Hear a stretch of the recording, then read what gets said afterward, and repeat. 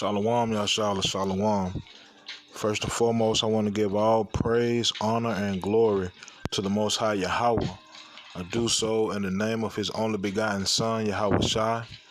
Double honors to the elder apostles of Yasharallah. Call Haloyim Yahweh, Bahashem, Yahweh Shai, Bahashem, Harakah, Kwadash, for blessing our elders with the spirit of truth, so that we may know. Shout out to the Akim and the Akwah that's keeping the faith and the works. Y'all keep at it. It's your brother Abaya coming at you with more precepts. The topic of today's video is when we get home. Right? When we get home, when we get out this place, get out this captivity, and the beautiful things to come. Alright, so we're going to start in the book of Baruch, chapter 4, and verse 23. It says, "For I sent you out with mourning and weeping, but power will give you to me again with joy and gladness forever." All right, this is us going back into our royal estate. All right, taking off this garment of black and Mexican and Puerto Rican and Jamaican and all these other bywords that they call us. Right? The Most High's promises is a reality that we haven't come into yet. Right? But one of these days we will be. So let's go to the book of Revelation.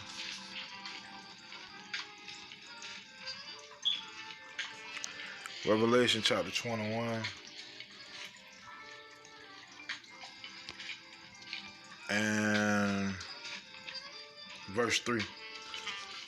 It says, "And I heard a great voice out of heaven saying, Behold, the tabernacle of power is with men, and he will dwell with them, and they shall be his people, and power himself shall be with them, and be their power." All right? We're going to have our power back, man. Well established on this earth. All right? Yahweh Ba'ashem, Yahweh Shai will be amongst us. All right? Imagine the level of knowledge that we are going to have in the kingdom. All right? Matter of fact, let's get that. Let's go to the book of Hebrews.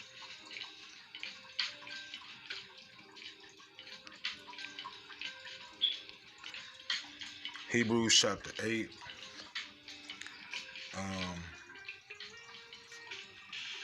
Starting at verse 10. It says, "For this is the covenant that I will make with the house of Israel after those days, saith Yahweh. I will put my laws into their mind and write them in their hearts. And I will be to them a power, and they shall be to me a people. Right? And they shall not teach every man his neighbor and every man his brother, saying, Know Yahweh, for all shall know me, from the least to the greatest." All right? Imagine having that level of understanding, man, like breathing. It's gonna be on your mind as such. No more mysteries. Right? Outside of whatever knowledge that the Most High has, and if He wants to give us that knowledge, then all praise. If not, all praise. Right? But those new minds will operate in new bodies in the kingdom to come. All right? Let's go to the book of 1 Corinthians chapter 15 and verse 52. It says, "In a moment, in the twinkling of an eye, at the last trump, for the trumpet shall sound, and the dead shall be raised incorruptible, and we shall be changed. For this corruptible must put on incorruption, and this mortal must put on immortality." All right? So those new minds will operate in a new body, and those new bodies will never see death. Right? Because the wages of sin is death. We were never really meant to die. Right? But it was all in the Most High's plan, all in the Most High's will. Right? Now, with those new minds in those new bodies, the Most High will unlock our mind and allow our mind to interact with the elements. Right? The Most High is going to give these bodies spiritual powers. Right? Let's go to the book of Isaiah.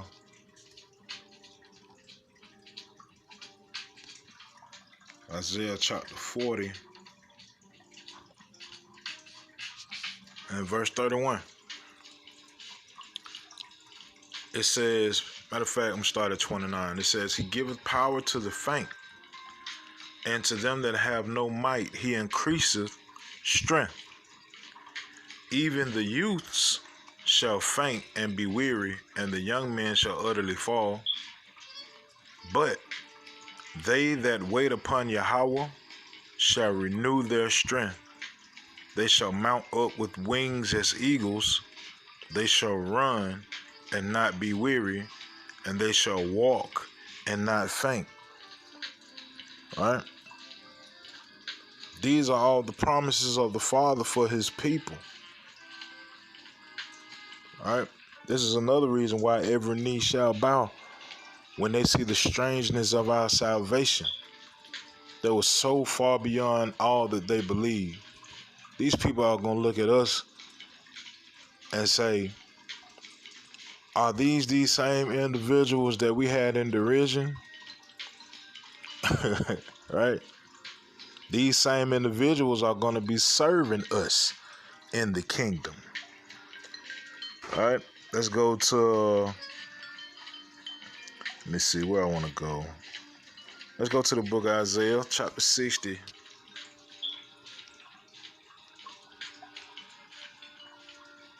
And verse 12. It says, For the nation and kingdom that will not serve thee shall perish. Yea, those nations shall be utterly wasted. All right? New minds, new bodies, spiritual powers, rulership, and all righteousness. All right? In all righteousness, man. Let's go to the book of 1 Peter chapter 2.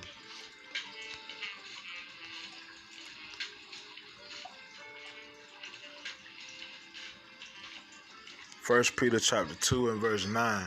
But ye are a chosen generation, a royal priesthood, and holy nation, a peculiar people, that ye should shew forth the praises of him who hath called you out of darkness into his marvelous light. All right? Same as it says in the book of Hebrews. We're going to be all righteous, man. All right? A nation of royalty, a nation of priests. All right? Forever and ever, even forever. Thus says the Most High. All right? Let's go to the book of Micah.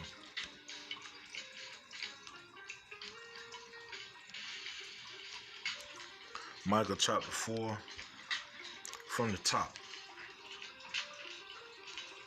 It says, But in the last days it shall come to pass that the mountain of the house of Yahweh shall be established in the top of the mountains, and it shall be exalted above the hills, and people shall flow unto it. And many nations shall come and say, Come, and let us go up to the mountain of Yahweh, and to the house of the power of Jacob, and he will teach us of his ways, and we will walk in his paths, for the law shall go forth of Zion, and the word of Yahweh from Jerusalem. All right. So we're not gonna have to worry about these surrounding nations anymore, man. This feeling of being inferior in this society, not based off of really who we are, but based off of our experiences in this place, right? And I don't have to go into detail about the experiences. We all know, right? Because we talking about the kingdom, right? It says, and he shall judge among many people and rebuke strong nations afar off. And they shall beat their swords into plowshares and their spears into pruning hooks. Nation shall not lift up a sword against nation, neither shall they learn war anymore. This earth, right, will be peaceful. No more wars. When we get into the kingdom, when we get home, right? The Father promised our forefathers the land of milk and honey, right? According to 2 Esdras chapter 6 and verse 54, I believe to 58, the world was made for our sakes. The world, right? And Yahweh Shai said, I go to prepare thee a place. So not just the world, but the world and the beyond, right? Because that's script, man. These are the promises that the Father promised our forefathers for us, right? And all we got to do is maintain faith and works. Make supplication to the Father. Try as hard as you can, man, to be as righteous as you can, right? While being a prisoner of hope. All right, now let's go to what I want. Let's go to Ezekiel 37. Well, matter of fact, let me read on a little bit more of this. It says in verse 4, but they shall sit every man under his vine and under his fig tree, and none shall make them afraid. For the mouth of Yahweh of hosts hath spoken it. For all people will walk every one in the name of his power, and we will walk in the name of Yahweh, our power, forever and ever. Right? So kingdom come, the Most High is still the Most High of Yasharallah only. Right? These surrounding nations are going to be looking up to us because we are going to be ruling everything. That's thus says the Most High. Right? But Yahweh by Hashem Yahweh Shai, that we are theirs. We belong to them. Right? Called out personally by the Most High Yahweh. Chosen, handpicked by him, right? From before the world began. Right? Now let's go to Ezekiel 37.